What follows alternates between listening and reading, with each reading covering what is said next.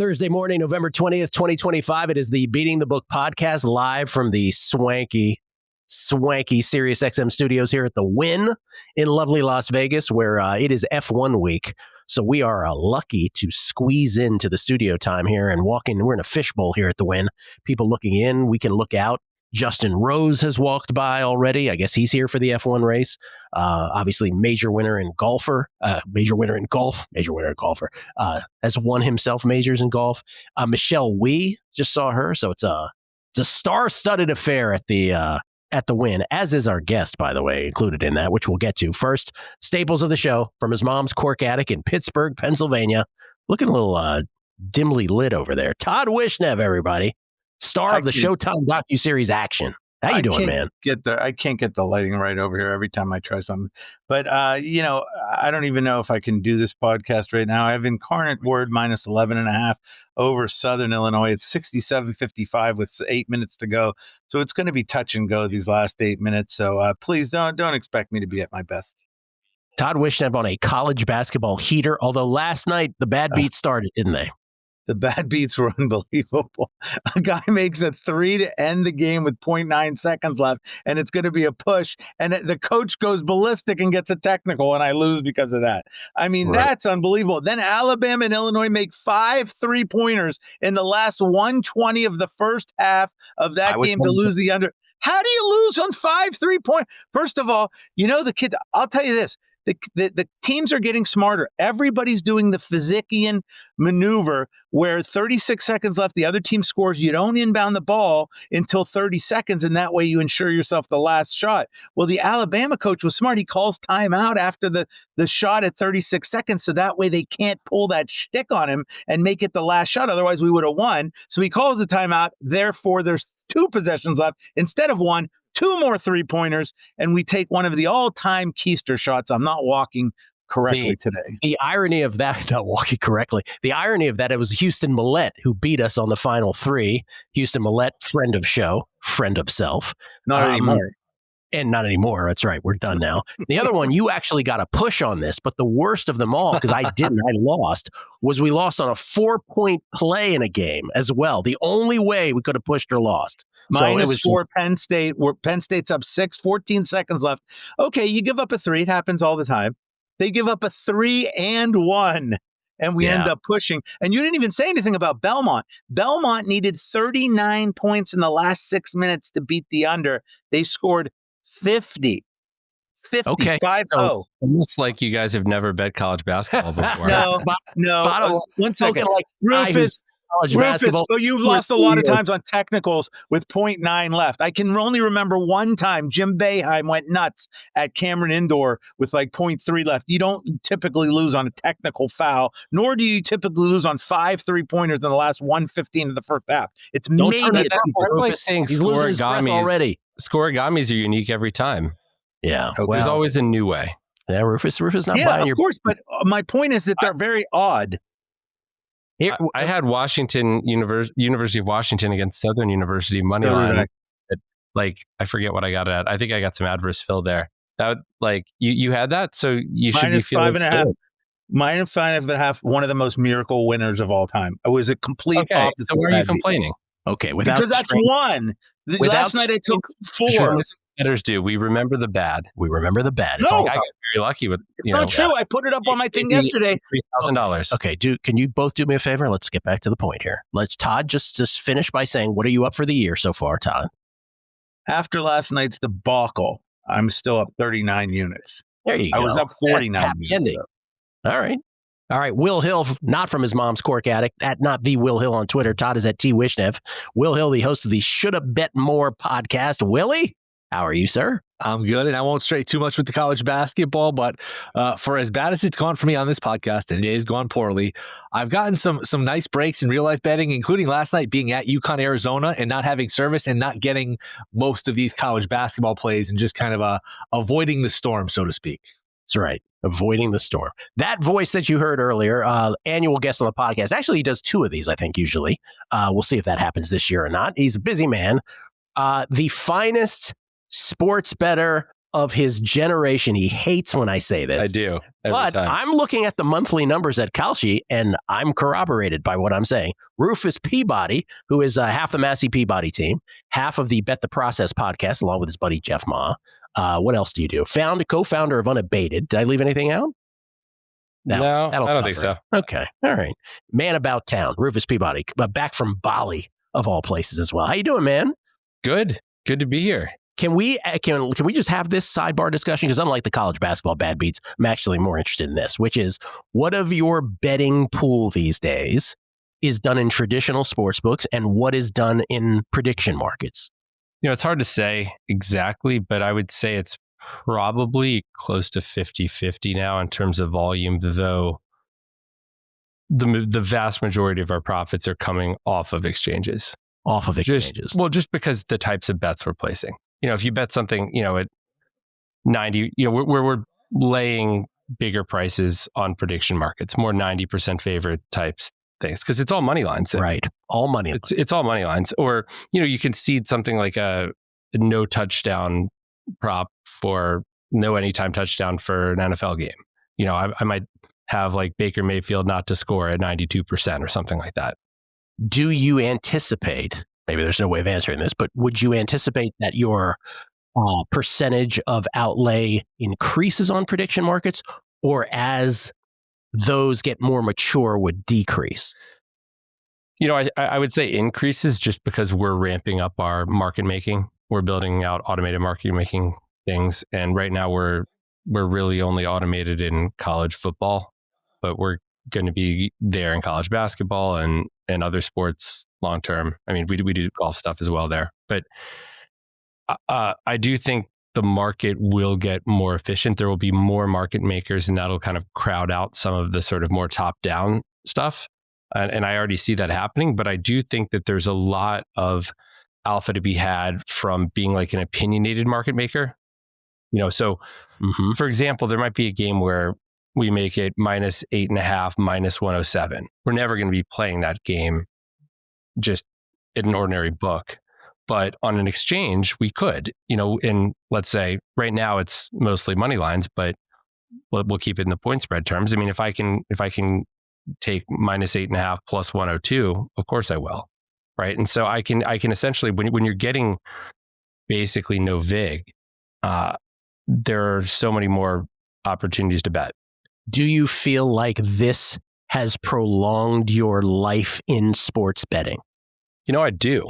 That's why I asked. Well, because it's exciting. It's Yes. interesting. It's a new challenge. Like the idea of building, it's not the modeling side of sports that I find interesting now. It's like this whole game theory of how do you build a good automated market maker? Like if somebody jumps your order, do you join? Do you try to take them out? Like, when do you take this bid to, when do you take an offer to get to the top of the queue?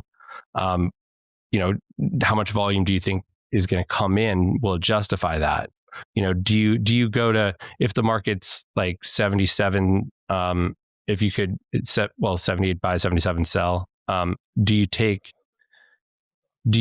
seven, or bad example, let's say it's 77, 79. So these are percentages. I make it like 80%. Do I get in the queue at 77 or do I go to 78 and get to the top of the queue? And it all depends on how much I think I'm going to get filled at 78, because I'm getting filled at a smaller edge. I have a bigger edge at 77, but if I'm not going to get as big a fill. So it's kind of, I'm learning by doing layers of stuff to think about. Yeah, but I think you learn by doing it manually, and then you try to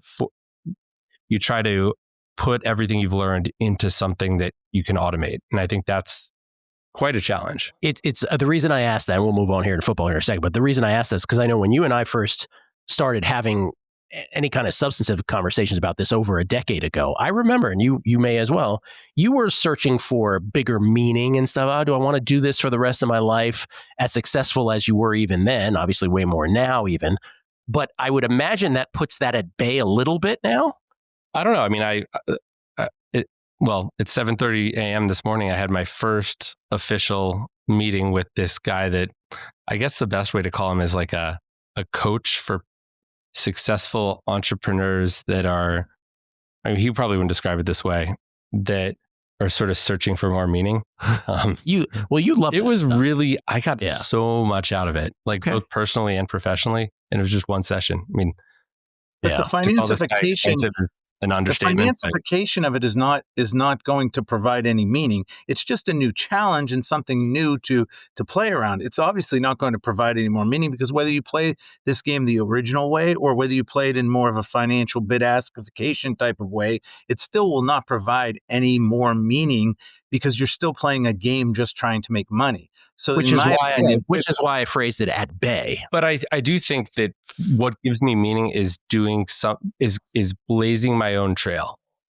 If I had done what I've done in a traditional financial market or some regular job, I wouldn't have the same sort of pride, or it wouldn't be me in the same sense. Because this, you feel like you're kind of not pioneering, but you're certainly at the vanguard of it. Well, I don't know, because right now, honestly, sports betting legalization and the fact that it's everywhere now has made me less interested in it for that reason, because it's not, I don't know. Yeah. It's not as unique.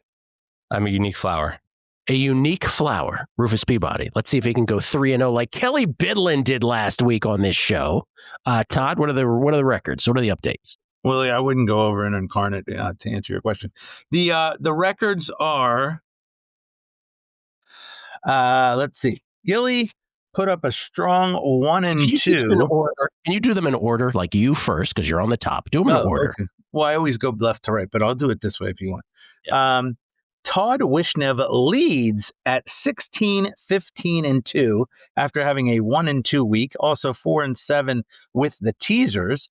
Gilly, that is your trusted mediocre radio leader, is 15 and 18 after a 1 and 2 in which he followed one Will Hill down the hill with Vikings and Falcons, and he loses those two, goes 1 and 2, stays 3 behind in the loss column at 15 and 18. Willie is now 0-2 and 1 last week to go to 8-24 and 1. Oh my God. He is trying to do everyone a favor by being consistent and just fading him, and you will make money this year. Although we've all said it a million times, variance happens. It's only 33 picks, guys. Willie is no dumbbell. Trust me on this. I mean, you sound like you've been on the Dolphins a lot this year, just like me. Oh, I've been on the teams that haven't been covering is who I've been on. It doesn't matter whether I try favorites, dogs, doesn't matter. I flip a coin. It doesn't matter. It's crazy. But he does lead in teasers, folks. He is 6 and 5 in the teaser world. And Gilly and me are 4 and 7. The guest chair takes the lead at 17, 15, 1. A great job by Ozempic Kelly Bidlin to go 3-0, 17, 15, and 1 for the guest, and 5 and 6 on the teasers. So we're ready to rumble, but the Drake Maye jersey continues to hold the MegaPod lead. Oh, man, he's still wearing the Drake Maye jersey. By the way, can Drake Maye win MVP if he's never had a 300-yard passing game? Is that allowed?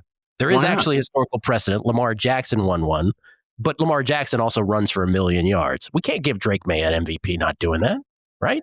Gets a soft schedule. How many people throw for 300 yards anymore?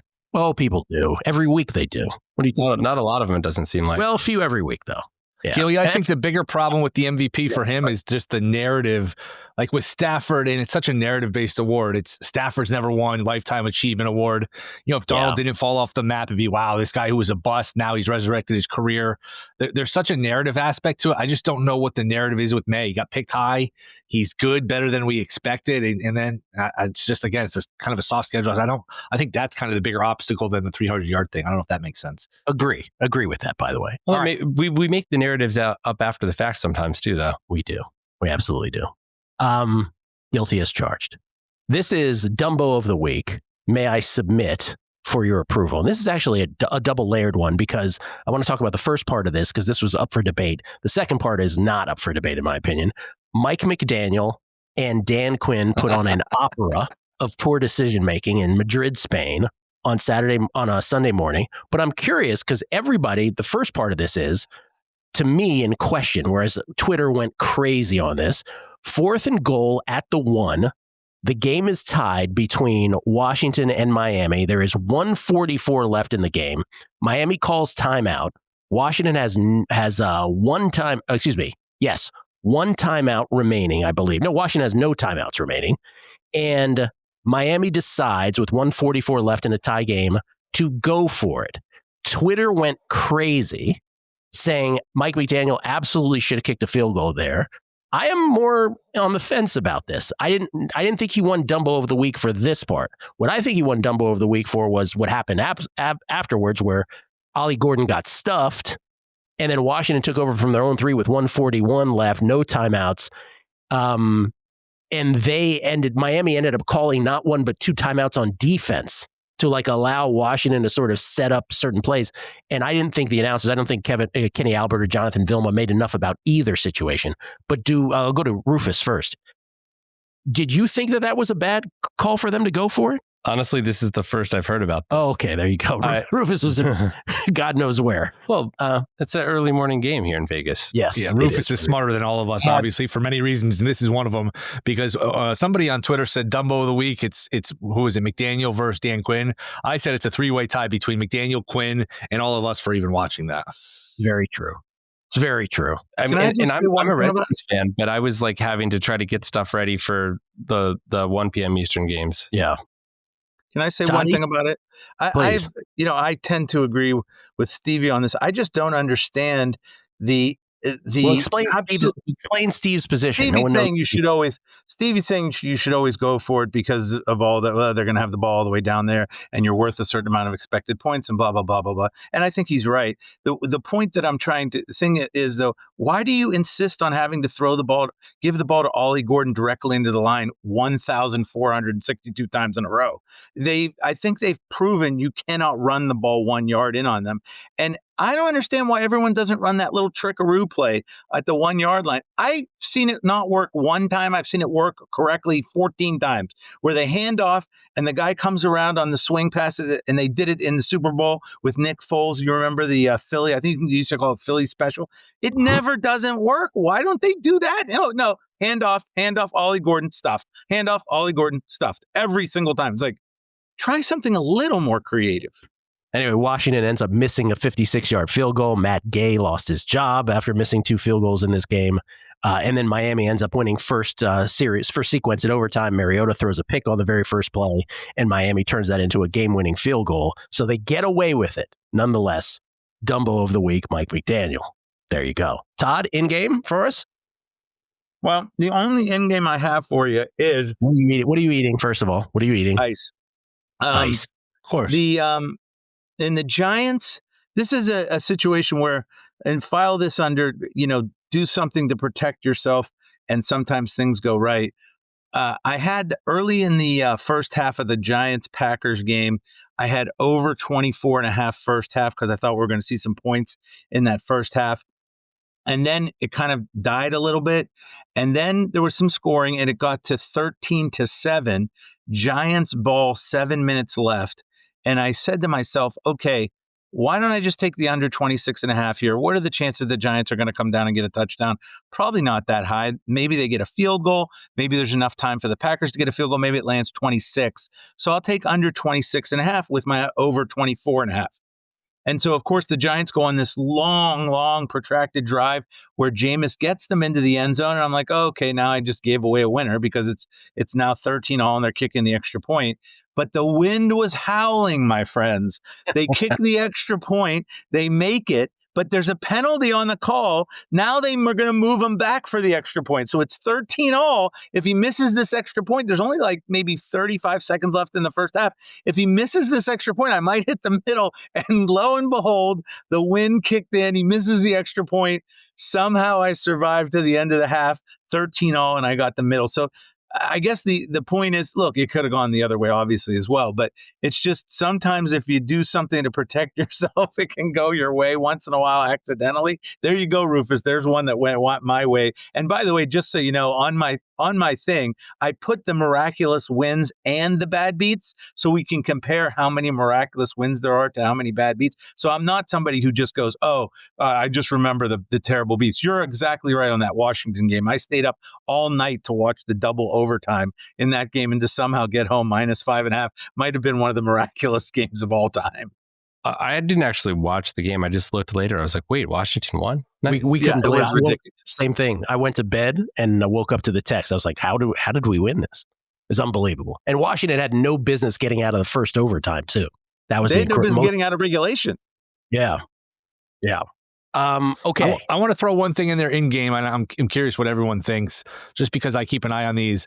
So Seattle is down 2, about to line up for a 61-yard field goal. Should I tell you what the line is, or should you guys guess what the line should be? Wait, Dallas. So what's the score of the game? What's the sequence? Seattle's down 2, about to kick a 61-yard field goal to win the game, or obviously if they miss, they lose. Who should be favored? The Rams should be. Yeah, the Rams should still be favored there. Yes, Seattle was minus 145 minutes. I know it's DraftKings, but Seattle was minus 145 at DraftKings lining up to kick that. Was the other side minus 140? That's a good point. That's that would be the follow-up question. It is kicker dependent, though, right? That's when it matters who. If you have Jacksonville's guy, Cam Little, that's a cheap shot. Right? You got him, yeah. Jason Myers ends up missing that field goal. By the way, Jason Myers has been around the league too long, so you don't want him because his leg's not going to be as strong. The punter, Ethan Evans of the Rams, saved the game. That was the best play of that game, pinning them at the inch. Because if that's a touchback, then in the 61-yard is a 41-yarder if it's the same play sequence, right? But it's a shorter field goal, no doubt. And then Seattle really should have been the favorite at that point. Seattle, 4 Darnold picks, and they still had a chance to win that game. Minus 3 turnover difference for the Seahawks. By the way, just since we bring this up, this is of interest to me. I don't know if it's of interest to anybody else, and I'm sure Todd will crap on this, but I just want to give Aaron Schatz' DVOA right now at this point in the year, because there are some historical points. I've talked about these on a numbers game, but not on this podcast, obviously. So the Detroit Lions are the 4th best 6-4 team in the history of DVOA, which looks at play-by-play granular level all the way back to 1978. That's how far back he's gone. The Kansas City Chiefs are the 4th best 5-5 team in DVOA history. The Carolina Panthers are the 2nd worst 6-5 team in the DVOA era. The Chicago Bears are the 2nd worst 7-3 team in the history of DVOA. Hold on, there's a couple more. Wow. The Cincinnati Bengals have the worst ever defense through this time of a season in the history of DVOA. That might be the most incredible of all of them. And the New England Patriots are the 2nd worst 9-2 team in the history of DVOA. So just a few. That's a very, by the way, Seattle is the number 1 DVOA team this year. They're playing the number 32 Tennessee Titans. No last place DVOA team has ever beaten a number 1 team outright. That's another sort of thing. Who's the worst 9-2 team, by the way? Were the Vikings of a few years ago 9-2? The worst 9-2 team of all time, the only one worse than these 9-2 Patriots, according to DVOA, is the 2022 Minnesota Vikings. Oh, wow. Impressive. He's a Vikings guy. Yeah. I also think I might on the show. Yeah. I'm impressed. Yeah. Well, you should be impressed. I can't even remember who won the Super Bowl last year. What's that? I said I have trouble remembering who won the Super Bowl last year. What'd you say, Todd? How would we have any reference to know, I remember the 6-4 1997 San Diego Chargers? How would we ever know that? Yeah, that's why the Vikings stick out because they were such an outlier. They were just so defying the stats in every single way. It's almost like the Bears this year, but the Vikings sticks in my mind because they were one of those teams that was just like ridiculous what they were doing. You're not supposed to remember, Todd. As Dean Oliver says, NBA analytics guy, your eyes, a human's eyes, remember one game better than analytics, but analytics sees everything way better than you would. Right, but he's also had the Washington Redskins somewhat misaccurate this year. I believe you were saying that you didn't think earlier in the year. Yes, you did. Yes, we had a little argument on the show. Right. I think DVOA has come around to my thinking about their defense for sure. Okay. Starting with the best bets. Does anybody have a play in tonight's Thursday night football game between the Texans and the Bills? Bills are now only a 5.5 point favorite. Am I seeing that right? Davis Mills is the quarterback for the Texans. Bills down. Let me see. What are you guys seeing right now as the number? Yeah, 5.5 on this. I even see some 5s now. Wow. Texans keep taking money. Is there a play on this for anybody, total or money line, as part of your best bets? I have one. If nobody else does, I don't. Nothing here. I'm going under on the total, under 43.5. I just see it. I just see it as what one you of have, these. Willie? 43.5? That's what it is. See, 144.5. Let's see. Oh, 44.5. No, I think it's 40.5. I see 44.5 too. here. Do you really? Oh, let me hold on. That's even more fair. Oh, by the way, 5.5 consensus now across the board on this. So the Rufus, what are you called. seeing? Let's get the guest involved here. Rufus, what do you see? 44.5. I see. You're right. Okay. You need me to pull up my unabated odds screen here? I did not refresh. By the way, can you give the 30-second unabated speech for everybody? No, because I'm very bad at He's so bad at unabated. I'll just say that I use it in my daily process. Okay. It is invaluable to me. And so maybe it will be invaluable to you too. There you go. That's very well said. That was good. It's 44.5. I just didn't register. Okay, so I'm under 44.5 on this. Under. So we just gave you points. You did. We gave him a point. No, I was seeing 43.5 actually. 44.5. Thanks, guys. Appreciate it. I just view it as you have strength on strength, weakness on weakness here. You have a terrible Texans offense, and I could rattle off stuff. 21st in points, tied for 23rd yards per play, 26th third downs, 18 sacks allowed, 31st red zone touchdown percentage. And against a Buffalo defense that is good against the pass, but actually is not good at all against the rush. And so again, a lot of people are going to bet Woody Marks props to the over. But again, that churns the clock. So that leads to an under also. But then the other side, strength on strength, the Texans defense has just been nothing short of spectacular. A defense that has allowed the fewest passing yards per game, 5.2 yards per attempt, lowest in the NFL, a opposing quarterback rating of 62.1. That's the lowest in the NFL in their last 8 games. More broadly than that, I mean, we could go through all kinds of things. Average time to pressure the quarterback, tied for third best in the league, 2.54 seconds per NFL pro. Average target separation, 3.1 yards, tied for fourth best of any defense. Fourth in the NFL in EPA. Excuse me, not that one. That was a different one. So anyway, and Josh Allen's sack rate has increased from a season ago. He's faced the lowest quarterback pressure rate of his career. So this will be a different type of pressure. I just feel like all of that lends to, by the way, average combined score of Texans games this year, 38.3. 5 of their 10 games have stayed below 34 combined points. I could go on and on, but you get the idea. I feel like 43.5 is a lot, especially on what is usually sloppy Thursday night games. Under 43.5 is my third best bet. Let's put it that way. I can tell by the reaction. I can tell by the reaction you guys are mesmerized by I think it was Drew Dinsick who said this is an awfully high total for a Texans game, but it's an awfully low total for a Bills game because the Bills are just, score a lot of points, give up a lot of points. Texans are the opposite. So where do we meet? Somewhere in the middle? I'm not sure. Okay. I have a question for the panel, but mostly for Rufus. And it goes like this. I watch a lot of baseball games in the summer, Rufus. Some of them are at Camden Yards, a place where the left field has been pushed so far back you can't even see it from home plate. Well, not anymore. Then the Orioles, it's pretty far back. Did they realize they moved the fences in before last season? You're talking to a Camden Yards expert, by the way. It still has that left field indentation where it goes further out in the left field area.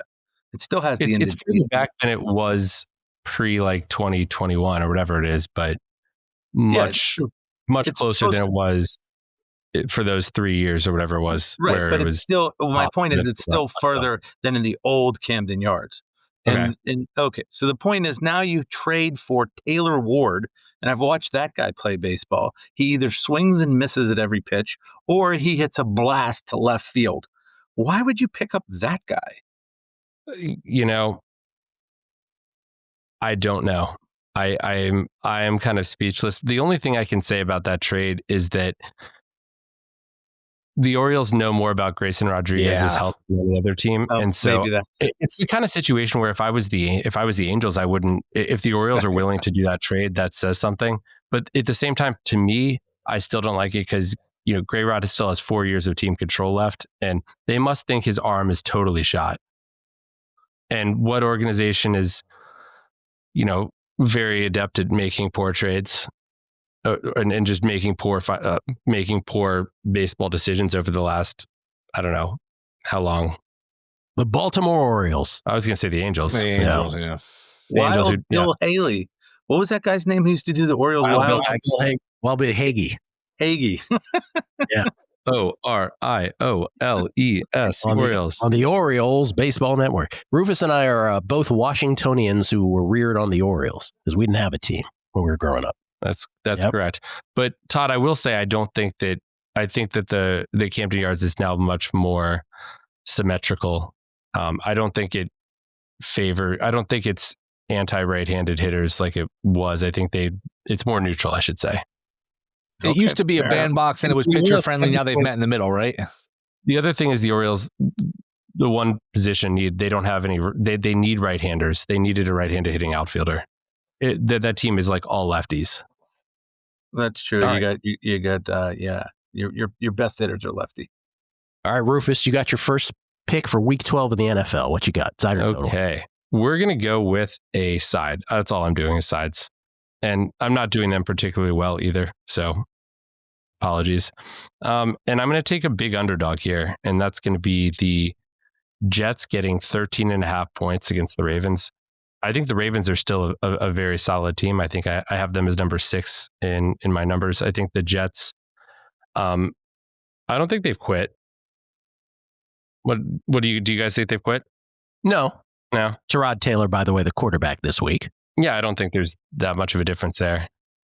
It's not a good quarterback situation, but I don't know. I mean, it feels like given their defense isn't that bad,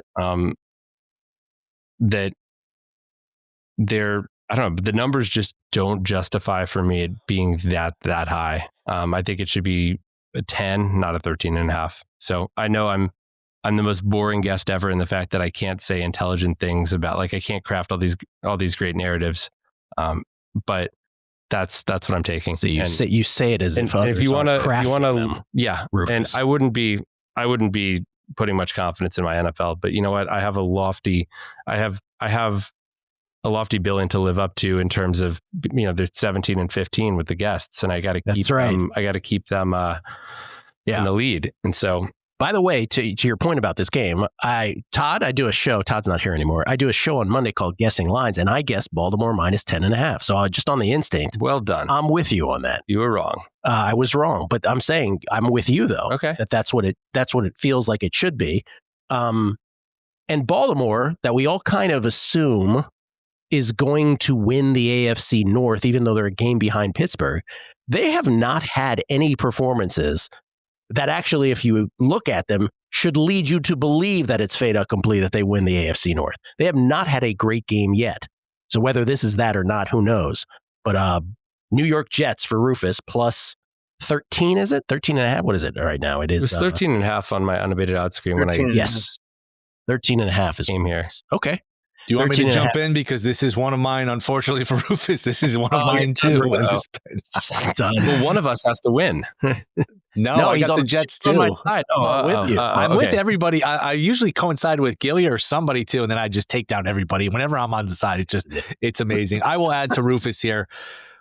10 rushing yards for Lamar Jackson last week, 14 a couple weeks before that against Miami, 36 against Minnesota. I just don't know if he's healthy. He didn't practice Wednesday. He missed practices last week with a knee. Now he misses this Wednesday practice with an ankle. He just watching the games doesn't look explosive. And if Lamar Jackson is not the dynamic runner we know him to be, it's a totally different player. It's a totally different offense. 13.5 is a lot. The Jets probably should have covered last week, a play away from covering 3 in a row here. They were pretty feisty against the Patriots. So I'm sorry, Rufus, but I'm taking the Jets as well. Okay, we will lose together. That's it. The Jets pushed, Willie. The Jets pushed last week. Yeah, I'm saying, but they were a play away from covering. I mean, they were up 10 with the ball with, 7 or 8 minutes left. They fumble, and then they were driving late to get in the back door and couldn't do it, obviously. Didn't you? You did the whole Brian Dable Coach of the Year repenting thing, and it didn't work out for you. It didn't work out. I'm going to have to retract that. I deserve that Coach of the Year award. Right, didn't work. He retracts the retraction. All right, Toddy, what do you got?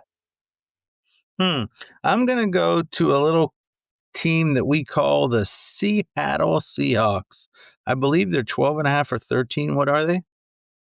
It is currently the Seahawks are in the number 1 DVOA team against the number 13. They are 13.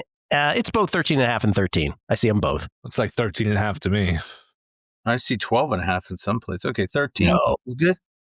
13. I think there are enough 13s. Okay, so I'll take Seattle Seahawks minus the 13. Seattle is, they've been killing these teams. Let's be fair. Every game that they play against a bad team, it's 28-0 in the second quarter. Now you're playing a Titans team that cannot score except to knock out my point spread winner last week. They went 95 yards, down 13-6 to tie it up and killed my Houston -6. But Tennessee is not an offense that anybody thinks is any good. Seattle's defense is fantastic. I will never usually lay double digits in an NFL game, but there are exceptions to the rule, and I think this may be one of them. I have a great defense, and I have an offense that's outstanding as well, and I'm going against this Titans team that can't score the ball at all. The last time were very fortunate last week. I said they had to go 95 yards to get the cover there. And then the game before that, they covered against the Chargers because they got a pick six and a punt return for a touchdown. I think that's the only way they're covering this game is if they get some kind of defensive touchdown or, punt return or something. I just don't see how they're going to score against Seattle.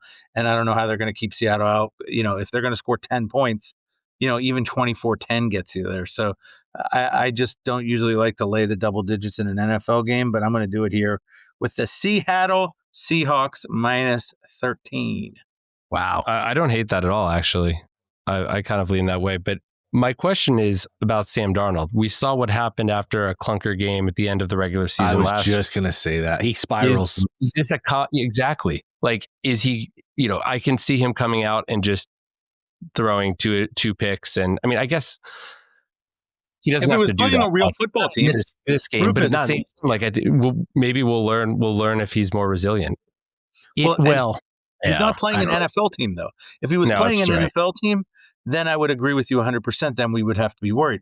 This is just basically a minor league team that he's playing. So this is not a real team. I think that applies to later in the season, though. Like, I think that cloud is hanging over his head for sure. Yeah, but it's the Titans. Yeah, so I think this game doesn't. I don't know if I give him credit if somehow he bounces back, so to speak, against this game. Smith-Njigba will have 22 catches in the first half for 280 billion yards, and they'll be up like 35-3 possibly. All right, I'm doing my second. I'll just do my second because I already gave one on the under in tonight's game between the Bills and the Texans. I am on the Philadelphia Eagles -3 at the Dallas Cowboys. It's painted 3. What the fuck is this line? Thanks very much. When you did guessing lines, what were you thinking? I guessed. I'll tell you what I guessed on guessing lines. Thanks for asking, Todd. I appreciate it. But that was before the Cowboys game, though, because guessing lines, as we know, is on a Monday. The Cowboys game, and I had Philly minus Raiders. I had Philly minus 4.5. So I wasn't outlandish. I didn't think Philadelphia was going to be this massive favorite, but 3. Okay, the Cowboys. This is all about the Cowboys. If this was any other team doing this, does the market only give 3 here? Cowboys crushed the Raiders. Okay, it's the Raiders. The Raiders are terrible at football. Yeah. What about the first game against Philly, though? What's that? What about the first game where CeeDee Lamb drop stopped the Cowboys from possibly winning the game? What do you think about that? I don't think much of it. I think the Eagles are a better football team every which way. I think a lot of this line is, oh, look, the Cowboys got defensive reinforcements via trade. They're a different ball club. Surely at home, they should only be 3-point dogs to the Eagles. I'll be happy to lose this. I'll tip my cap to the Cowboys. Philly -3. Thank you very much. That's I agree with you. I was just playing devil's advocate. I happen to agree with you. You agree as well. Yeah. Willie, you're next. Willie. What do we have for Jags, Arizona? We get 3, right? Jaggers, I see 3. 3.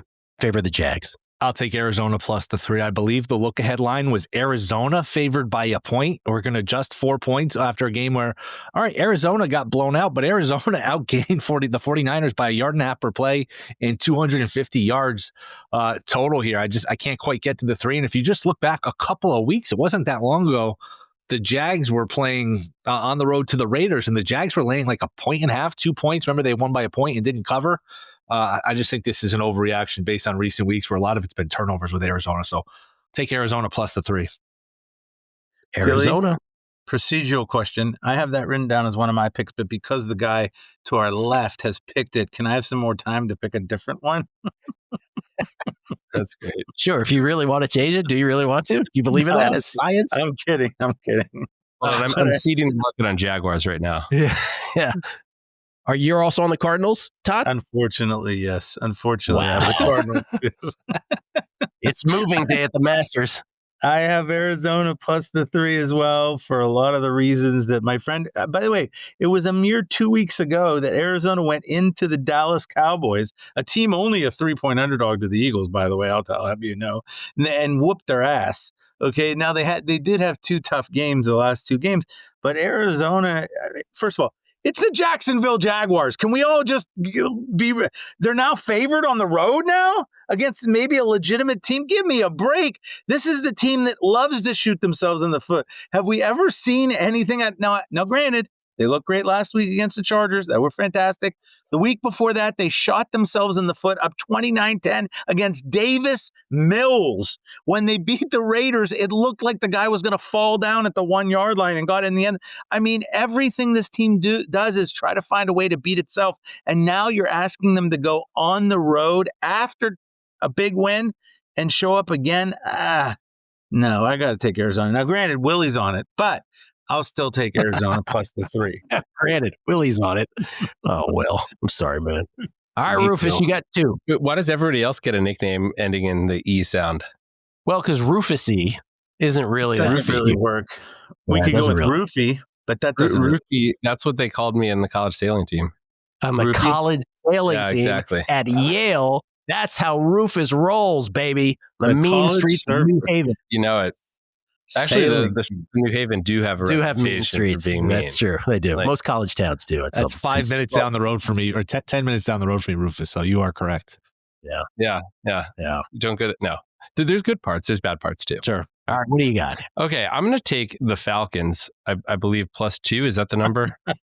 Oh man, I have that one too. This is the team that flummoxes us the most. So I mean, I'm not downgrading them a ton with Kirk Cousins, and maybe that's a mistake on my part, and maybe it's just that I like old white quarterbacks too much. Like, this is what Jeff is. Todd, is that you inside of Rufus?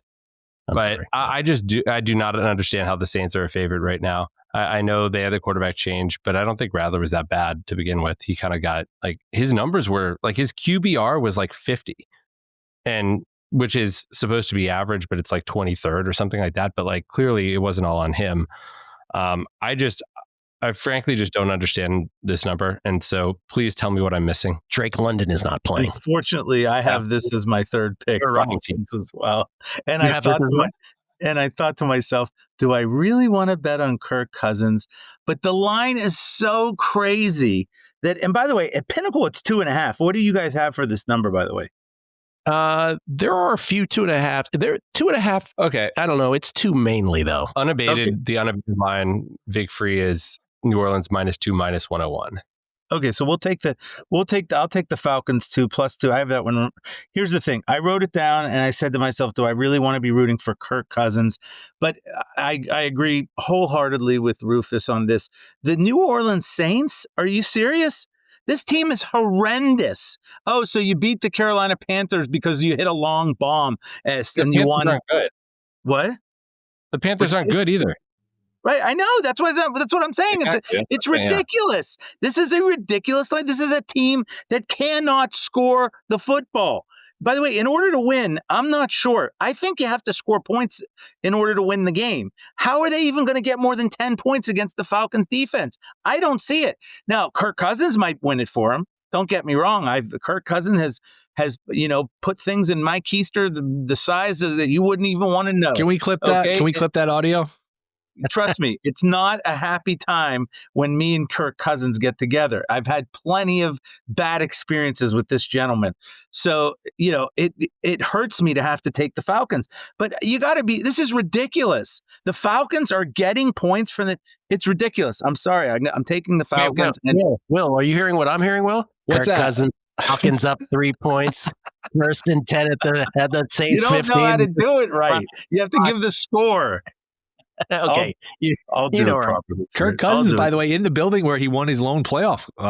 He has his lone playoff victory against the Saints 2019, a walk-off to Kyle Rudolph in overtime. No pass interference. The Vikings win. No pass interference. Gil, do you remember Kirk Cousins taking a knee at the end of the first half? I remember that. Was that Monday Night Football? Oh, yeah. Yeah. As a Redskins fan? As Kirk Cousins, who had great years with Washington. How do you like that? Remember? What did he say? How do you like that? What did he say? You like that. You like that. You like that. That was the game that turned around his career. He was a epic, historical turnover machine. And then they were down 24-0 to Tampa Bay at home. And they came back and won. And that's what provoked the, you like that? And Kirk Cousins' career changed from there. He had 4,000-yard passing seasons. He had Deshaun Jackson deep.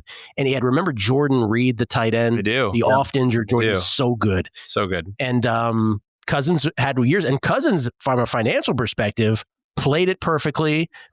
Daniel Snyder refused to sign him to a long-term deal. So he got these max deals. And finally, then Minnesota, after the great Case Keenum year, throws 3 years, $87 million at. What's up with Minnesota? Minnesota, they have a quarterback who unexpectedly has a good year, and they always turn on him. Well, look, they're like, no Sam Darnold anymore. We'll take JJ McCarthy instead. They had Sam Darnold and Daniel Jones rostered last year. Yeah. Your Minnesota Vikings, will you?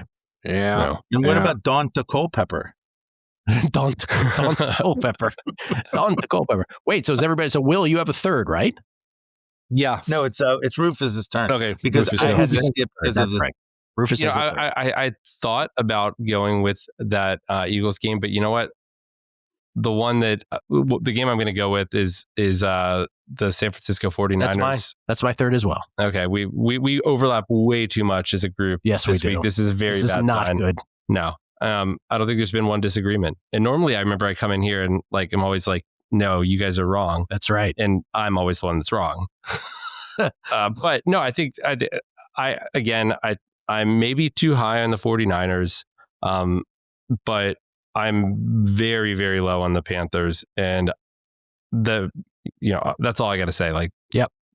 My number is 11. I bought them. I bought them. I bet them during guessing lines on Monday when they were 6.5. I thought that was the weirdest line of all of them at that time because the Cowboys hadn't played yet. I'm still playing it at 7 as my third pick as well. And to me, first of all, the DVOA stat we gave, Panthers, second worst 6-5 team of all time. To me, this is the moment where we will learn about the Niners, right? Which is, are they the forgotten team that no one is really focused on and they're actually a legit contender? Or do the Panthers mess with them and the Niners actually prove themselves not to be that good? I think it's the Niners who are going to roll here. I got the Niners -7 as well. I'm with you. So I agree with you. There's way too much agreement. This is bad. Will, maybe you can take the lead with a 1-2 performance. I mean, I'm 8-75. Why you guys aren't shitting on my picks more is beyond me. I'm going to go. This is to me the Spider-Man meme game. What do we have? Bears Steelers. No threes, right? It's 2.5. 2.5 everywhere now. I'm still going to take the 2.5 with Pittsburgh. I know I went against Chicago last week and lost. I'm going to go back to it. Plus 16 in turnovers. They have 22 takeaways. If you look at their fumble luck, it's just been insane. Nobody's recovering the Bears' fumbles except themselves. They're recovering all their opponents' fumbles. It's just crazy. I think 7 out of 9 opponents' fumbles have been recovered by the Bears. And the Steelers are the one team. It's kind of, they've always been the takeaway darling where they outperform their numbers. So I don't know if it's Rodgers. It seems like it's going to be a Rudolph. I'm kind of indifferent. I might even prefer a healthy Rudolph to a Rodgers who's possibly compromised. I'm just fading this Bears team. They're -6 in point differential. Maybe I'll be right one of these weeks. I'm going to take the Steelers plus the 2.5. Well, are Yin's aware of the fact that we got Mason Rudolph in that probably playing? Let me just tell you something a little bit about Mason Rudolph. I looked at his DVOA back to 1967. He's the worst quarterback I've ever seen. That's it. Back to 1967. That's further than 1978 and that. But I'm just telling you, because I've seen the guy around town. He's horrible. I hate him.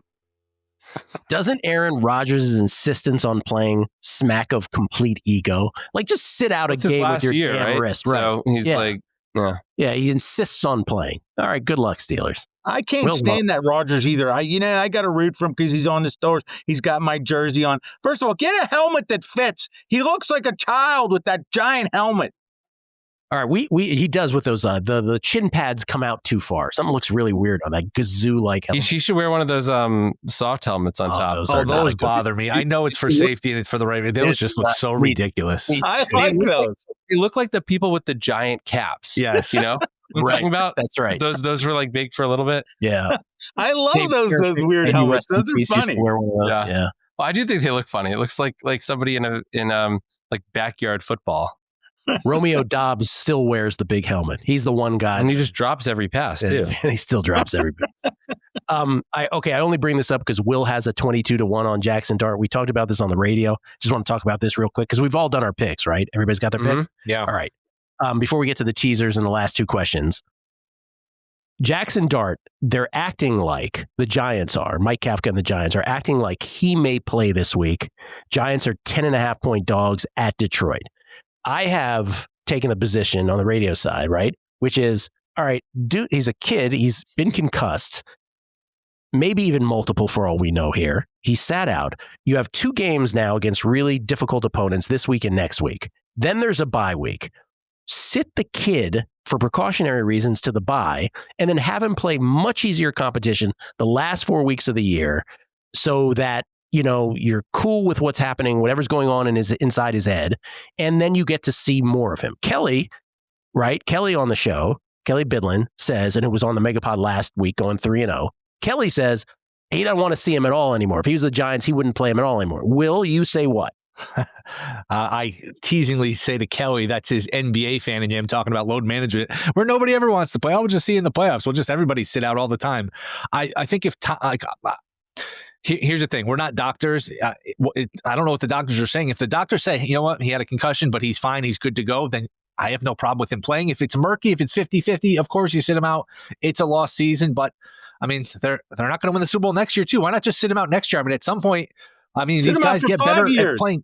Sit him out for 5 years, Willie, because they're not going to win the Super Bowl for the next 5 years. Like if you guys or Tom Brady were sitting here, they would say, hey, I want to play football. Brady was to never miss a game, never miss a snap. Even in blowouts, he would say the way you get better at football is by playing football. So if he's cleared to play, I have no problem with him playing.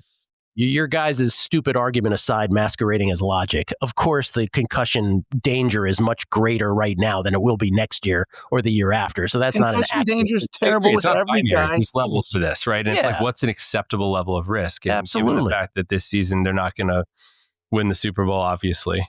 And if that's the case, and if it's murky, then I would agree with you, Gill. Then sit him out. If you say, you know what, it's been too soon, he needs more time, then absolutely, then you sit him out. But if he's I think you sit out every guy in the entire league if you're talking about concussions. They're all not going to know their names in 10, 20 years. Yes, but he doesn't need to be in the league for 20 years. That's right. What were you going to say? What is that level? What is the percentage likelihood that, or I guess the difference in percentage likelihood of him getting another concussion that would be acceptable for him to play? Like, let's say baseline is 1%. It's probably higher. What's baseline? Like maybe concussion, like maybe... Actually, that's 2% seems too high. Probably somewhere between 1% and 2%. In any game to get a concussion? Okay? Is that what you're saying, Rufus? In any game, 2% of the guys. If Jaxson Dart now has a 5% chance of getting a concussion this game, are you okay with him going? If like normal is 1% to 2%. I am. Like, what's that number where you're like indifferent? And to Gill's point, it's probably a little bit higher for him, not just because he had one recently, but the way he plays. Like, can you make him play differently? Because he's just so reckless with his body. And the quarterback, once they become a runner, they lose all those protections. So I get it. I get where you guys are coming from. No, nobody's giving me a number here. And he doesn't have Malik Neighbors and he doesn't have Cam Scatabo, so he's got to do more. And his football instincts will kick in and he'll start running and that kind of thing. It's like RG3 running, right? That's right. And when you get a second concussion, it's not like it's double; it's exponential years, right? Yeah. So anyway, I get back to your Rookie of the Year ticket at 22-1. In my scenario where he comes back after the bye, that would mean he would start 11 games. Is that enough for him to win? Is your assumption that 50 voters will take an 11-game start season and still make him Rookie of the Year? If he's really good, but it would be a stress. That's the other thing. What if they're 2-15? There's no way. Yeah. Can I just say that we need more Jameis Winston in our lives? Yes. So Kelly would agree with you too. He loves Jameis. That's the most entertaining guy in football. That guy is great. But I'm going to become a member of his church once he retires. Jameis Winston Church? Yeah. I just want to hear his sermons. He'll probably be a broadcaster. He'll probably be good at broadcasting. You put him on one of those studio shows, he'll be entertaining. I think he's going to be a pastor. Oh, my God. A broadcast. They would never be able to corral him in the booth. He'll go crazy on stuff. I think has he said that, or am I making it up that he's going to be a pastor? I think you made that up. I think you made that up out of thin air. I think I've seen something like that because I've seen him on walk around videos or something, and he says like he's interesting thing. He's very entertaining. I like him. He'd be a good cult leader. He'd be a good cult leader.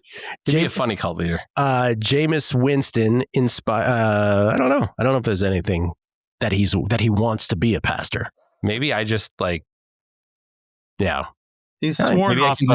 Maybe I can just see into his soul. I thought he was going to be a good pro, by the way, out of Florida State, #1 pick. I thought he'd be better than what he is. Yeah. Well, he lead the league in passing yards for a few years. He led the league in like everything, passing yards, interceptions. It's the old Nuke LaLoosh from Bull Durham. Led the league in strikeouts and new league record for strikeouts, new league record for walks. Remember, he had the 30-30 year. He had 30 touchdown passes and 30 picks. Well, he was like early Kirk Cousins, who just took a bunch of risks, and then Kirk Cousins kind of cleaned it up a little bit. That's exactly right. That's right. All right, to the teasers. 2-leg, 6-point teaser of the week where Willie has the lead. 6-5 on the year. Rufus, we start with you, sir. Okay. I mean, first off, are teasers playable anywhere anymore? Yes. Are they available? Wait, yes. No, but aren't, I mean, is there any places that are taking -120 in these? Oh, yes. That's a good question. Yes. I would never lay -130 on it, but yes. Okay. Got to be Pittsburgh. I mean, I like the Pittsburgh pick in general. So Pittsburgh +2.5. We will tease that. To 8.5. Yeah, and then my other pick, San Francisco -7, going to -1. Like, I know that's the standard thing there, but those are also games that I kind of either liked or leaned towards. So that's boring. Toddy, I'm gonna take my Falcons up to 8. I don't think my Falcons are going to lose by 8 to the New Orleans Saints. I mean, that's just absurd. And I'm going to take my Drake Maye Patriots down to either a half or pick them. What do you have? What do you guys have them at? 6, I think. So yeah, 6.5. Yeah. Okay, so Pats -0.5 against the Cincinnati Bengals, who are just an absolutely ridiculous franchise, and the Patriots are, boy, are they buttoned up. This is a buttoned-up franchise, my friends, and you know how much I love buttoned-up teams. This team is buttoned up. Give me the New England Patriots, not making mistakes, doing what it takes to win football games, and I'll take the Patriots. Thank you. This is Zach Taylor on Joe Burrow playing Sunday. He's full practice. He said on WLW in Cincinnati, he's taking in all the information. When asked whether or not Burrow could play instead of Joe Flacco on Sunday, Zach Taylor said, quote, "Well, I'm not there yet. We will use the time we have and come up with the best decision." He's not playing. Get out of here. I kind of think he's playing. It sounds like it. Why would you bring him back? They can't win the Super Bowl. You might as well. It's not a concussion, jackass. So it's just about the concussionality? Yeah, because you can't mess with the head, man. Oh, my God. They're all going to have concussions. My God, let's be real. Okay. All right. By the way, speaking of the load management thing, how about the Warriors last night sitting Curry, Draymond, Kuminga, Horford, and who am I forgetting? Jimmy Buckets. All 5 of them. Imagine you're a father in Miami taking your little kid who's waited all his little life to go see Steph Curry play basketball. And then he's crying. He's like, what parking is in Miami for that game? How is that league? How people watch that league? You can't buy NBA tickets. You gotta know that's part of it. It's just crazy. They played 5 back-to-backs already. We're like a month into the season. They can just go to the beach. Yeah, Miami's beautiful. Why hasn't Rufus Peabody bought property in Miami yet? Why? I don't know. I don't think I'm a Miami vibe. Yeah, not Miami. You don't. You're definitely not a Miami vibe. No, I'm not a coke dealer. Wow. No, sorry. How do you feel about Latina ladies with rounded bottoms? All right. I do not have anything bad to say there. Willie, what's yours? We're doing teasers, right? Steelers, Falcons. Falcons. So I am going to What go. am I getting? 8.5 for both, or 8.5 for Steelers, 8 for Falcons? 8.5 for Falcons is 8. Okay. Yeah, I'm going Steelers for sure. Steelers for sure. And I am going with I don't want to go Falcons, dude. I really don't. Because I don't believe I've had my fill. I will go Bills tonight. No, that's 5.5. Never mind. Stop that. I thought it was 6.5. I will go Lions. I'll knock the Lions down. You could take away my card. I'll take the Lions all the way down to 4.5 through the 10 and the 7. Wait, Lions are at what? Lions are at 10.5 down to 4.5. Take away my Wong card. Okay. By the way, this just in, San Francisco 49ers lead by 14 points here. The Panthers, with just 8 seconds to play, are on the 6-yard line. Young rolling right. He looks like he's going to run for it. He puts the ball on. It hits the pylon. It hits the pylon. They're down 8. Jim, what do you think? Is he going to try the 14-8-6 maneuver? Going for the 2 here? Yes, they are. They're going to line up for a 2. Young back to pass. Off to Dowdle. Touchdown! It's a 6-point loss for the Panthers, and it's unbelievable as Gilly goes down in a 7-point favorite. Since Toddy wants to pick apart when Gilly and I do this, no announcer would be that excited in a 14-point game with 8 seconds left. No announcer. What do you mean, to cover the spread? Yeah, no, absolutely no they chance. You don't yell touchdown when they convert a 2-point conversion. That's the other one, Rufus. Thank you. As I was saying, You get more reps. You get better at this. As I was saying it, I was thinking, you don't yell touchdown if he gets a 2-point game. It's stupid. I mean, what else are you going to yell, though? You're like, conversion! Good. All right, final 2 questions. We there? Let's do it. Final 2 questions of each and every MegaPod. Oh, by the way, can I just say this? I failed to do this at the top. Tim Lawson, in the celebration of the 15th year of the MegaPod. 15 years doing a podcast. Damn. Come on, man. He always goes back as the MegaPod historian into MegaPod history. This is Rufus Peabody's. Guess how many appearances you've made on the MegaPod? 12. Yes. 10. This is your 16th appearance. There's no way I've been on this 16. He's had some doubles because of playoffs. I wasn't even sure I hit double digits. No, you had double years. Wow. This is Rufus Peabody's 16th appearance on the NFL What's MegaPod. my record on my picks during that time? We'll get there. We'll get there. I'm curious about that. 10 regular season idea. episodes and 6 postseason episodes. Rufus is best known for his Super Bowl week episodes where he shares insight and opinion on Super Bowl props. Yeah, you always do the Super Bowl prop. Yeah. I'm a playoff specialist. What can I say? What year do you think it was your debut on the MegaPod? It was a Masters one. It was 2013. That's what I'm going with. Your debut on the MegaPod. You might have done the podcast before that, but on the MegaPod was week 4 of 2013. 2013. When the MegaPod was released in the Betting Dork feed. This debut week is the earliest of currently recurring guests. Oh, look at that. Longest running. Longevity. In that 2013 episode, Vegas runner infamously began his, quote, I don't believe in this Seahawks team campaign that he held all year until they won the Super Bowl. That's awesome. I remember that well. Rufus's 16 total appearances is third most of all MegaPod guests. Only Brady Cannon and the all-time leader, Joe Fortenbaugh, have more appearances. How many do they have? Joe's over 20. Okay. Because Joe, back in the day, he would just come like on the drop of a dime on. Rufus's double appearances each season has him on pace to become the most featured guest on Gill's NFL MegaPod in just another season or 2. Question for Rufus from the MegaPod historian. In that 2013 episode, Rufus stated that home field advantage is stronger based on distance traveled by the away team. I'm curious if that is still as strong as it was 12 years ago and how that plays into lining international games and the return from them. Great question. That is a great question. And to be honest, I have not looked recently at how that has changed. Okay. So perfect. I'm lazy. Lazy Rufus. Lazy Roofy. Yeah. There you go. As the ladies say. All right. Final 2 questions. Good job, Timmy. That was fantastic. Thank you again to Tim Lawson. But I will say that, what was the podcast that I was on with you before? My first ever podcast appearance was with you. It was the 2013 Masters. I know because I was living in my new spot in DC at the time. And so the MegaPod is only during the football season. The Beating the Book podcast is the umbrella. Okay. So you were on the 2013 Masters episode. Yeah, that was my first podcast I was ever on, and I was so nervous, Gill. I was like, my heart was beating. That's awesome. A mile a minute. Yeah.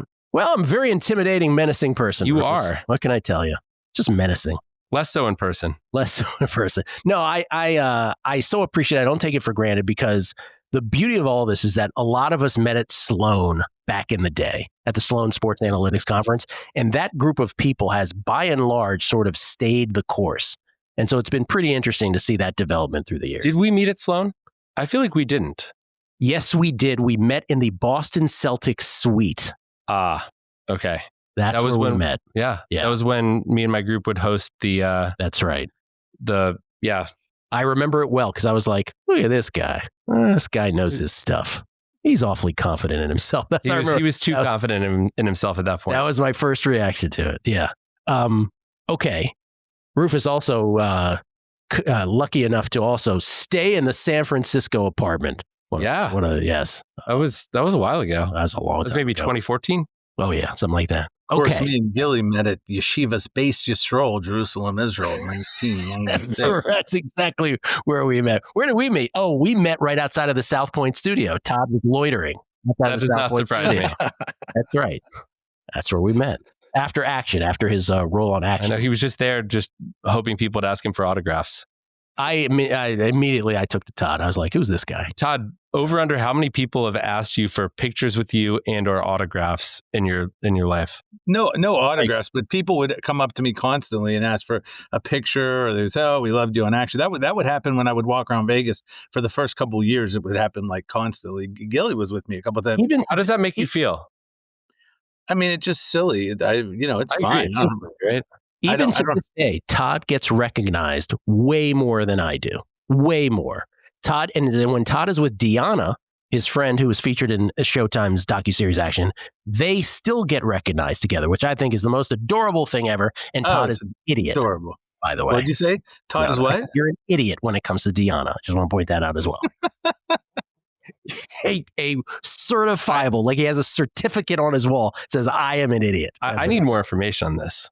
She's lovely. She's lovely. She's I would lovely, like more information on this too, to be honest. You can have as much information as you want. She can be as lovely as you want. However, she is also from the demanding females category. And I don't know if any of you have experienced that type of experience. It's similar to having Kirk Cousins and you need a touchdown.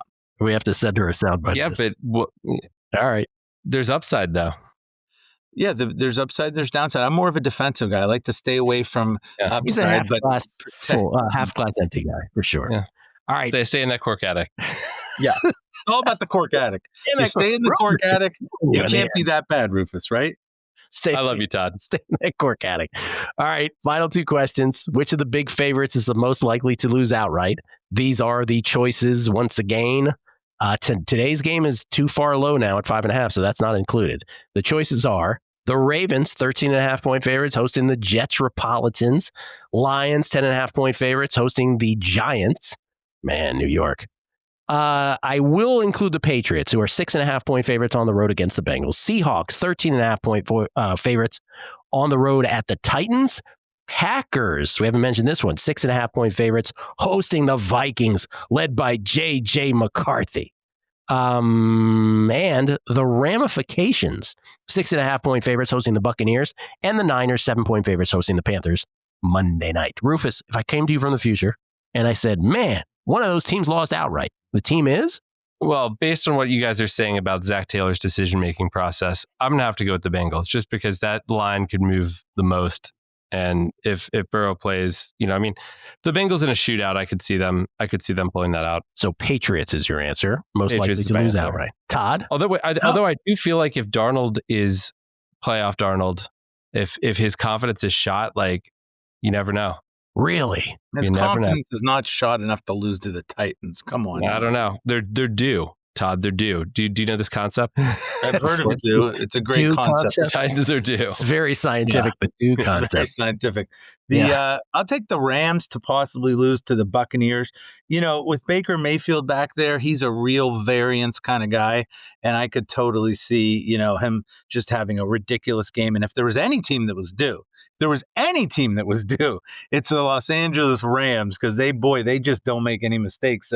sooner or later, maybe they have a bad game and the Bucks get them. I would think that would be my choice.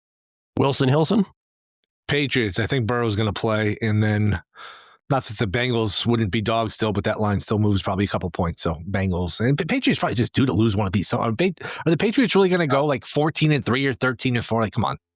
Power of the jersey, Will. Power of the jersey. We also say, I mean, I said this at the time, not to pass post, but when the Titans fired Vrabel, I thought that was ridiculous. Like, it's like that team always overachieved. It's not like they had a bunch of great players. Pass post, Fezzik will issue a fine when he listens to this. He'll issue a $40 fine. Okay. The Fezzik reference is cashed way over, by the way. They cashed early and they cashed over. I think the line was set at 3.5. That's my first one. Todd is usually the one that incorporates into everything he does, media-wise. He does. He loves to like give me backhanded compliments on Friday A&G. And then, just so you know, I'm up 39 college basketball units, not on 2-unit plays. I know certain people who love to have an average 2-unit size, and they go, I'm up 100 units. No, sir, you're up 50 units, okay? Let's be realistic. I'm not saying anybody does it. I'm not saying who I'm referring to. There's also people that have 2-unit sizes and are down 100 units. Yeah. I'm not even talking about that. He's up 250 units for 5 years. I'll give him his props. But come on. If your average bet is 2 units, you're not really up, whatever the number is, or down whatever the number. Can't we keep it real? He did that with, I said, since Wimbledon, I'm like 22 units up in tennis. He goes, why did you do 2 units at a time? You'd be up 44. I'm like, that's not the point. That's not how it works. Why don't I do 50 units at a time? How about that? Right. Why don't we do that? By the way, to your point about how he like gives you backhanded stuff, Kelly Bidlin, producer number 9 on a numbers game, so much more than a producer. Kelly Bidlin had scorched earth on Resorts World Saturday night on Twitter because he lost $2,000 playing blackjack, and they still tossed him for his method of play. And Fezzik, God, I saw that in sheer Fezzik fashion, trying to be supportive, goes, I got Resorts World, blah, blah, blah, blah. And then he couldn't help himself. He's like, Kelly Bidlin is not even a really good blackjack player. How does he know, by the way? How does he know that Kelly Bidlin can't count cards or whatever? How does he know? Why? I'll tell you why he thinks he knows. Because the two of them have had a little blackjack caper going on in the past together. So he knows Kelly well. Oh, really? Yeah. Okay. Caper, by the way, is the proper word to use there. All right. Final question. Oh, last thing before the final question. You see this redraft they did, Mel Kiper and Field Yates on ESPN yesterday, redrafting the 2025 draft. And the number 1 pick, Mel Kiper went Jaxson Dart to the Titans, and Field Yates still said, he goes, no, Cam Ward, I would still take the Titans. His point was because the Titans are so bad you can't evaluate them. And then both of them still went Travis Hunter to the Jaguars. I couldn't believe that. Travis Hunter. I'm surprised. Yeah. Travis Hunter looks so thin. He reminds me of when I used to go to Overeaters Anonymous meetings in LA, and there'd be or anorexic girls there sometimes, and they were so thin you couldn't believe how thin they were. That's why how was she at Overeaters Anonymous? Overeaters Anonymous. I just love it. What'd you say? Why would you go to Overeaters Anonymous one? Because I'm a big fat chaser who can't stop eating. Not you. Why would the anorexic girls? I didn't know this existed. Because it was anorexia and bulimia and overeating all are very linked together. They're all very similar scenarios. Anorexia has that same. If you learn about these kind of disease disorders, you'll notice that they all have. They're all really the same kind of thing, actually. And can you give us an example of something you would say at that meeting? Yeah, I would share about, you just share about what what happened, and, you talk about your life and blah, blah, blah. Do you say, hi, my name is Todd? Yeah, you don't have to say my name. You could, it's like any other 12-step meeting. They're very successful for about 5% of the people and very unsuccessful for about 95%, which is pretty much basically how everything is. So, but whatever it is what it is. Some people find it very successful, and for those people, I tip my hat to them. I found it worthwhile to some extent, and then I found it not as worthwhile. Yeah. Todd Wishnev, multiple 100-pound flip-flopper in terms of losing weight and gaining it back. We hope for another loss of 100, and then we hope you stay there. You got right. This. This is the final question. You have a bet on every game, Rufus.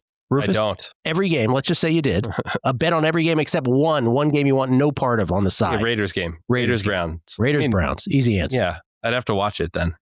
You don't have to watch it. No, but yeah. I don't know. That game could not be less interesting to me. Shedeur Sanders, first start.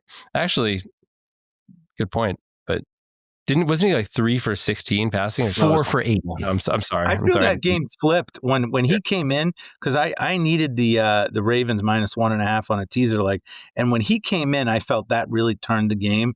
Like before that, I was kind of concerned that Gabriel would be able to hold it together enough that they would be able to cover the 1.5, but he really did me some real favors there with that pick. So Shedeur, I don't know about him. I'm sorry, I shortchanged him. 4 for 16. Okay, where did Kuiper have Shedeur in the redraft? Because I know Kuiper was like, he's the best quarterback. Somebody on Twitter asked the same question this morning. They go, what? With the visceral reaction he had during the actual draft, did he not have him in the top 5 or top 10? No, he did not. Okay. Yeah, he did not. But I just thought the top of that was pretty interesting for both of them. All right. But do you guys agree with me that Travis Hunter does not look like an NFL player? He looks too tiny. I agree. Yeah. Todd? Darren Sproles didn't either. Yeah, but he had some that's fair. Darren Sproles. I will go with also the Browns and the. I have no idea first of all, how can you bet on the Raiders, and then how could you bet on the Browns or Shedeur? It's just ridiculous. I mean, I guess if you had to bet it, you just take the points. But I just can't get there. By the way, who did you have, Gilly, most team likely to lose? I didn't write you down. Willie? Gilly, Todd's asking you who you had most likely to lose. Oh, I didn't have most likely to lose. You're right. I sure didn't. I said Patriots also. Do we track those at all, Todd, or no? We don't keep track of those. No, I just like writing them down for posterity. Wait, we didn't get my record on the MegaPod from the archives. We didn't. That's what I'm so curious about that. I'm going to text him right now. It could be 75% or 25%. And I would not be surprised. I would say it's somewhere between 75 and 25. I know, because Todd would say that's variance. I'm saying this is awesome. Rufus wants to know his record. We'll see if he's like, oh God, I got to go back to 16 appearances now. It's tough being the MegaPod historian. Yeah, it's a lot of appearances. Will? Game I want no part of is actually a big one. I don't want to fade Mahomes and the Chiefs at home in a game they need to win where the line is kind of low, but I kind of feel like the Colts are the right side, so that's a pretty easy stay away from me. Colts, Chiefs, a game I don't think we've talked about. Right. How have we not talked about that? I feel like it's the marquee game of the weekend. What do you have it as? I just closed my computer. Oh, but I can tell you in a second. Okay, please. We'll wait for that answer. I am picking not the Raiders Browns for this. I'm picking a game I'm surprised you guys have so much conviction on, the Jaguars and the Cardinals. No outcome would surprise me in that game. If you told me the Jaguars won by double digits or the Cardinals, or it was close either way, or it was a tie, I would not be surprised. Jaguars, Cardinals. That to me is the game I would want no part of. Would you be surprised, Gilly, if you bought $5 package to watch the first game of the Boardwalk Battle? You only got to watch the Incarnate Word Southern Illinois game, and you have to pay again now if you want to watch High Point UIC.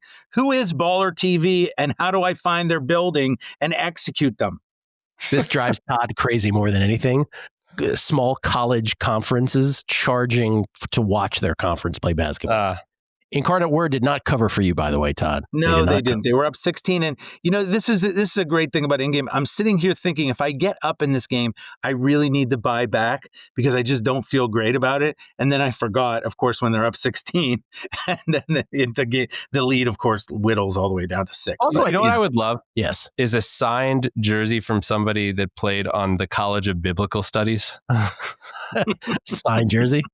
By the way, Todd, we'll or close just with, a shirt. What was your Colts Chiefs number? I'm going to round to the nearest hundredth of a place. Yes. Minus 3.01. Minus 3.01. The market's 3. So I'm I could not be more market. There you go. Beautiful. And I will say this also, Todd, that discussion in sports betting media about, when you do this, then I'm going to do this. The hypothetical, the theoretical discussions in the moment are so much harder to actually follow through on than we indicate off, while the game's not happening, right? So like in the moment, if Incarnate Word is up 16, your instinct in the moment may also be, they're crushing him. Why should I bet this back, right? But what's interesting is I made the note to myself when it was only like a 7 point game. If they get ahead by like 16 or something, quickly buy back the other side. And you're right. Typically I do what you just said, which is you're up 16, you're laying 11.5, you'll probably be fine. But I had the vibe in this particular game, like it was in the back of my head, don't do that this time. And I didn't follow my instincts, which is funny that you said that. But you're right. Typically you do what you said. Do. He said do. All right, we've done all we can do. Thanks again to SiriusXM Studios here at the Win, specifically Jeremiah Crow, who apparently kept us alive here because we were getting pressure from the outside. But he stood steadfast that we were going to keep our time slot this week. So thank you to Jeremiah. Thank you to Brian. Thank you to John Goulet as well. John Goulet, what a guy. He reminds me of Andy Messersmith coming out of the pen for the Dodgers, circa 1977. He can't help himself. So thank you to Todd. Again, at T. Wishnev, he's signing people up for his college hoops. Will's podcast called Shoulda Bet More. And then Rufus, what do you need to plug here? Unabated. Bet the Process. Bet the Process pod. We have had a tremendous string of guests, and we have some really good guests coming up in December as well. Tell us some of the guests you've had. So far. Well, we had Michael Lewis earlier this year. Michael Lewis, and you were the star of his little betting series. We've had Nate Silver. I'm just telling you the big name ones. We've had Pablo Torre, who's the best. Yeah, I mean, I feel like we've gotten some great ones there. My favorite was we had Henry Cairns from Novig. We had that was one I did a solo interview on. How'd you feel doing that? Oh, I loved it. It was in person is so much better for these things. Yeah, and so being able to do that. We've certainly dove more into the prediction market side of things, which I found really interesting. And so it's been kind of like a learning experience together. And who's coming up? We're going to have Jacob Fertinsky, the CEO of Novig. By the way, Novig is the sponsor of the Bet the Process podcast and is a fantastic, you cannot bet there in Nevada, but or predict or whatever you're going to call it. But no, if you want to be able to like, NFL Sunday, you're looking and there's a game and it's like minus 380 plus 378. Like what's the percentage that you have to pay though? Like how does that work? No vig. No, there's meaning so nobody has to pay any kind of commission? Well, you're seeing the lines, but nobody's paying commission. If you see minus 380 plus 178, that means you're getting minus 380 or plus 378. It's pretty. I mean, I don't know why you haven't tried it. Like if you're, but people have been telling me about it. Shopper, like it's, and I'm not being paid to say this. How's it for in-game? I approached Novig about a sponsorship because I really believe in what they're doing a lot. And how's it for in-game, Rufus? Partner. You playing squash now? Yeah. It's you. Okay. Yeah. Rufus, how is it for in-game though? I played Padel in Bali. So I played it twice. Oh man. So much fun. Yeah. Rufus, how is it for in-game? They have it up in game. Yeah, it's good. Really, I've got to check it out. Everybody keeps telling me to do it. There. So we have him coming up. We're trying to get this guy Domer from. He said he could probably do December. He's one of the top prediction market people, and he was on the Risk of Ruin podcast this fall, which is a fantastic like betting. It's more of a narrative betting podcast. Really lovingly done podcast. It really is, and it's not sports betting per se. It's betting in general. Yeah. Risk taking. And how does Novig make money if there's no commission to anyone? They have internal market makers themselves. So they're making money off of their own market making right now. Okay. Interesting.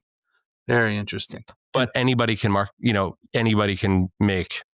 Willie, have you used Novig? I have not.